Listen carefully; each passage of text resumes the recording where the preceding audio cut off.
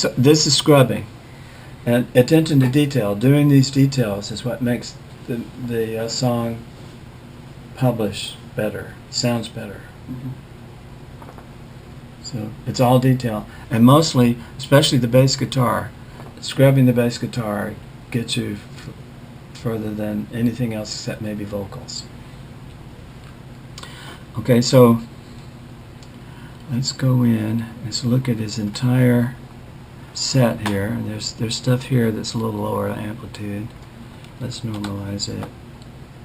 A little bit. Okay. You can whip it around and choose stuff.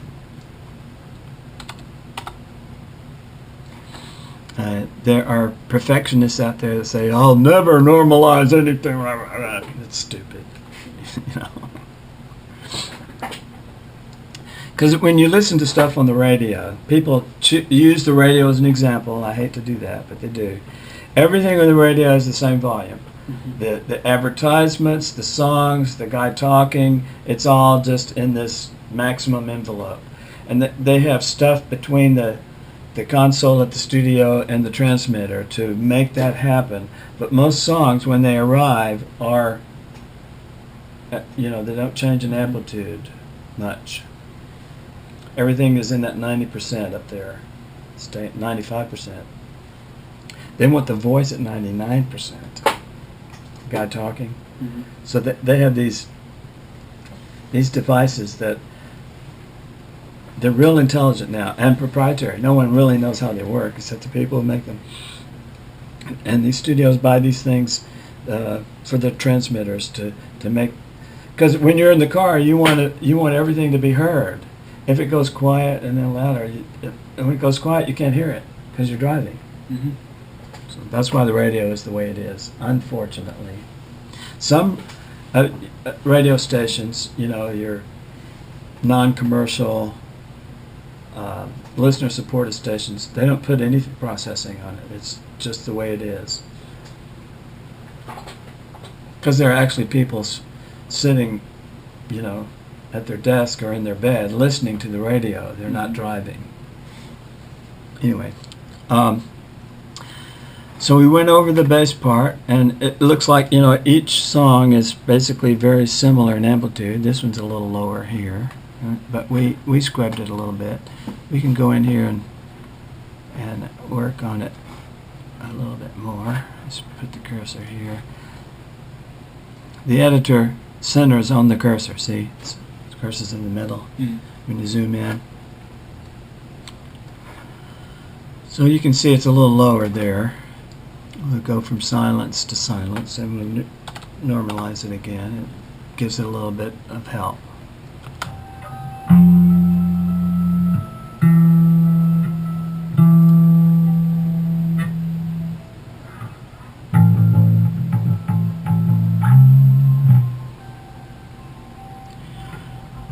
And one thing I noticed is that he wasn't really paying attention to what he was doing. He was just sort of there. So recording is it's like you're climbing a mountain. If you let go, you fall.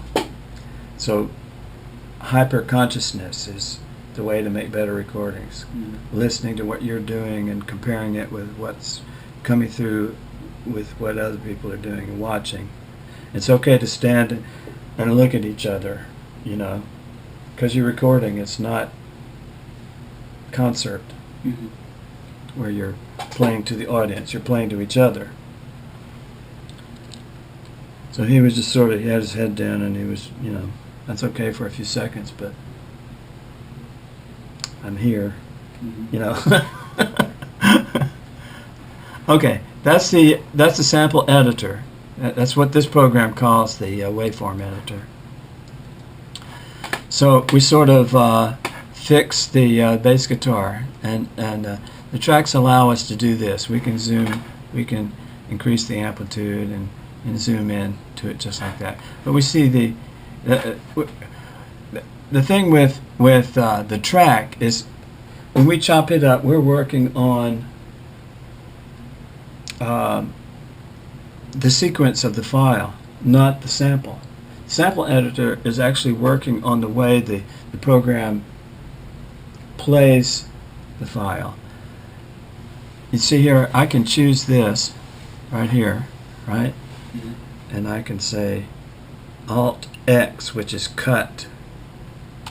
I can slice it. I can take this right here, slice it again. I can take this and copy it.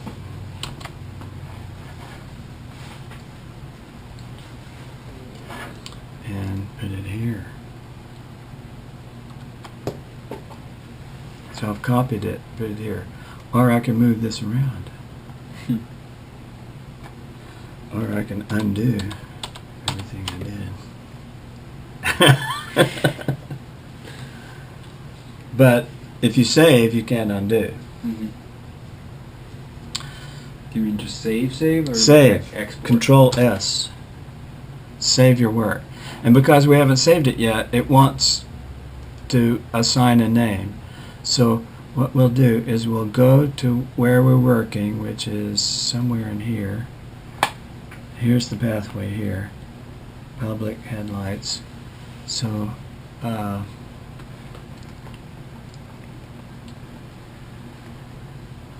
are we? Oh, we need to go up. Okay.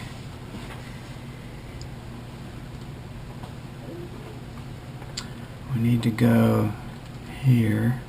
No.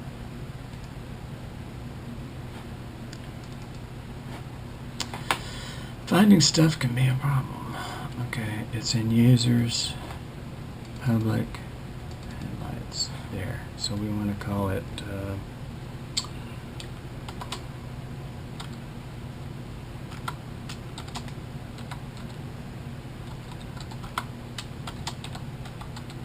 like that, right? Mm-hmm.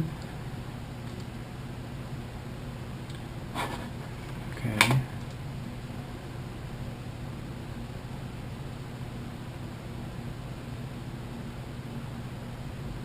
Right here. No. Right there. CPR. Mm-hmm. See? Just saved it. Okay. So, how you doing? How am I doing? Yeah. I'm doing just fine. Okay, one thing I do to the bass guitar is add a little chorus. But I found that if you compress the bass guitar, Mm-hmm. it's easier to hear. And I have all these really nice plugins. An insert is something just like you take the signal out before it arrives, you pass it through a processor, and you put the output of the processor back in before you hear it. Inserts are just like that, except it's digital. Mm-hmm. So I have these really nice toys. One of them's called Dynamizer. You have to use the 2-channel. I don't know why the mono doesn't work right. Mono's always skewed somehow.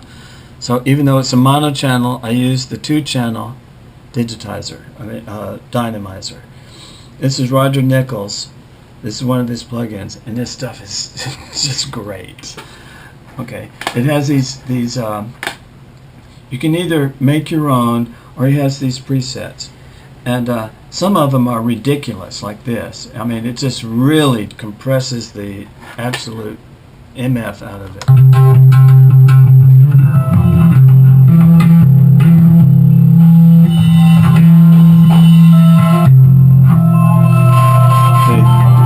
See how loud it is? See, it's unnatural.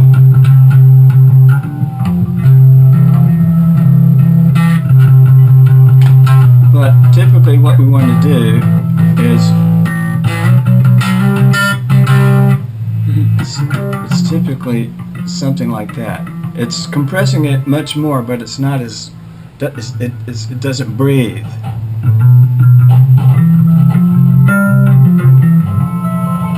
So if we listen to the, see if we can hear him better.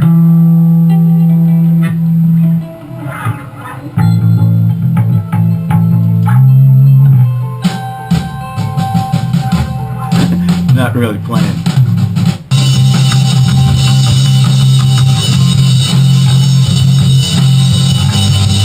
So it's kind of timid. So the compressor brings it forward.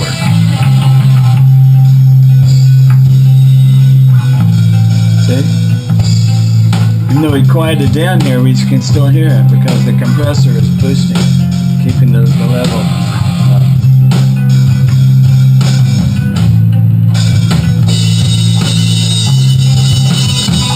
I don't think they're lined up. What? And something's not lined up. Oh, yeah, that could be. Could be. I don't know. Maybe you're not lined up. I hear different parts of the song, and I'm like, something doesn't. It should be. It should be lined up, but it may not be. Oh, you know what? What happened? You're right, because even though I had the recorder set up for simultaneous recording, I started and stopped them. They wouldn't start. One is supposed to control the other. So they're supposed to start and stop at the same time, and they didn't. But it's easy enough to see what's out of alignment right here, right? See? Mm-hmm. So the drums is recorded on one machine, and the guitar's on the other. So it's possible they're out of sync. And it's easy enough to fix. See?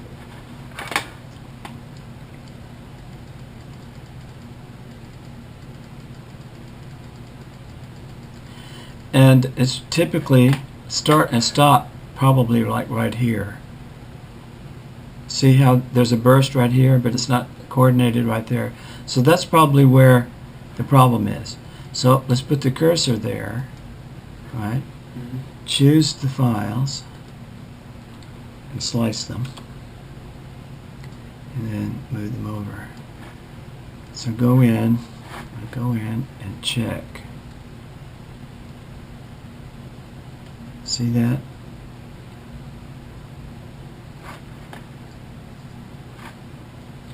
Let's see if we can find something that shows us coordination.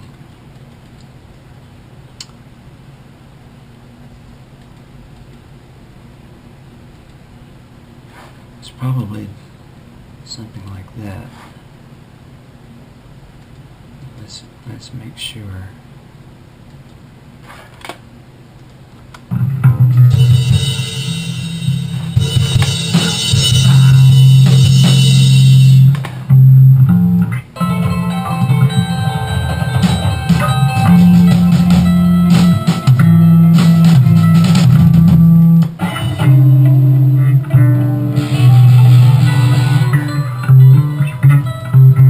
This is why in the movies they use that snap thing, the numbers on it, because the visual of the thing snapping, the thing hitting like that and making a snap on the audio allows the people, the editors, to put the two files together. Huh. That's why that happens. Plus, it's a label of what's being, scene 1, act 3, whatever.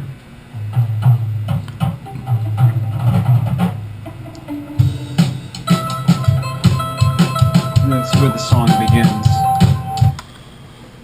So,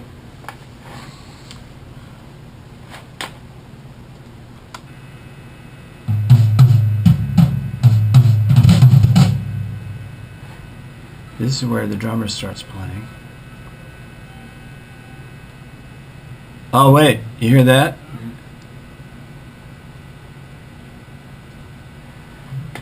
Let's just listen to the snare in one of the guitars.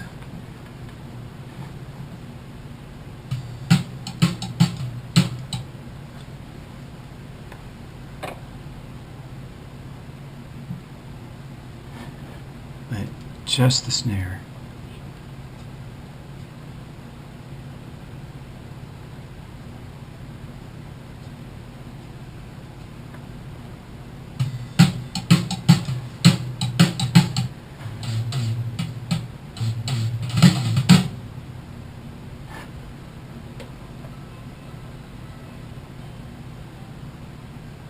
Right? It sounds like him just twang around though.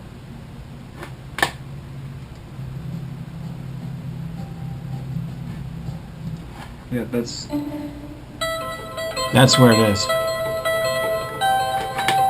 so maybe- he's just playing around. So is that part right there? Yeah, The just, next part. let me look at it. So obviously these need to move up here like this. So it's not off that much.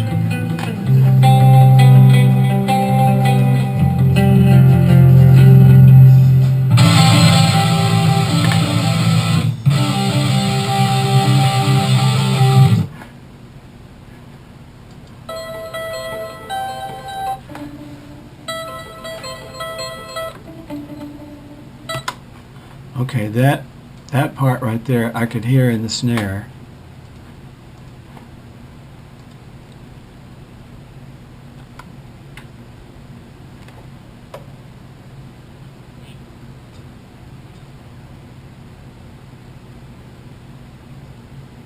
No?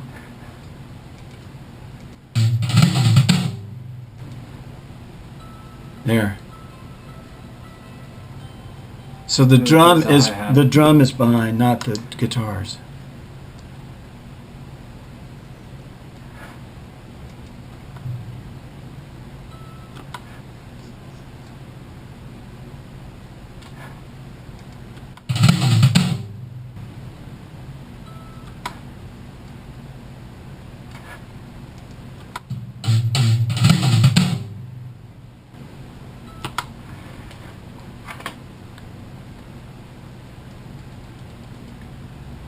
See it right here? Mm-hmm.